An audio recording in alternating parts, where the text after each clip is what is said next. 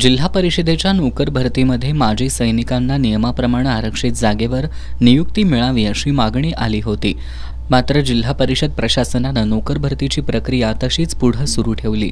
दरम्यानच्या काळात या विरोधात उच्च न्यायालयात याचिका दाखल करण्यात आली आहे। याबाबत 20 फेब्रुवारी रोजी उच्च न्यायालयात सुनावणी होणार आहे। तरीही जिल्हा परिषद प्रशासन नोकर भरतीची प्रक्रिया राबवत आहे।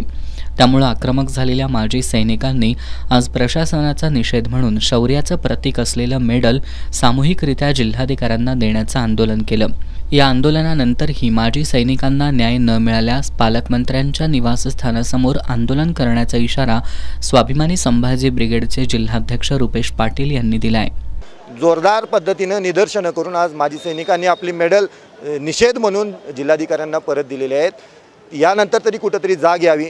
त्याचबरोबर जिल्हा परिषदेच्या सामान्य प्रशासन विभागाकडून अपात्र ठरवलेल्या 2 उमेदवारांना माजी सैनिकांच्या जागा देण्यासाठी ज्या सिव्हिलमधल्या जागा आहेत त्या सिव्हिल अपात्र झालेल्या उमेदवारांना जिल्हाधिकाऱ्यांनीच परत पात्र केलेलं आहे। आणि ही फसवणूक कशा पद्धतीने चालू आहे ह्याचं एक जिवंत उदाहरण आम्हाला नावं माहीत आहेत त्या उमेदवारांची, फक्त कॅमेऱ्याच्या समोर मीडियासमोर वैयक्तिक बदनामी होऊ नये म्हणून आम्ही सांगत नाही। पण 2 उमेदवारांना अपात्र असताना पात्र करून सैनिकांच्या जागा विकण्याचा हा जो प्रकार सुरू आहे याचा आम्ही सातत्याने निषेध करू। कोणत्याही परिस्थितीत आम्ही माजी सैनिकांच्या जागेवर इतरांना भरती करू देणार नाही। असा प्रकार जर केला तर आम्ही पालकमंत्र्यांच्या दारात पुढच्या आठवड्यामध्ये आंदोलन करू। या आंदोलनामध्ये माजी सैनिक विजय पाटील, BT पाटील, समीर खानोळकर, अशोक माळी, भगवान पाटील, तानाजी खाडे यांच्यासह अन्य माजी सैनिक सहभागी झाले होते।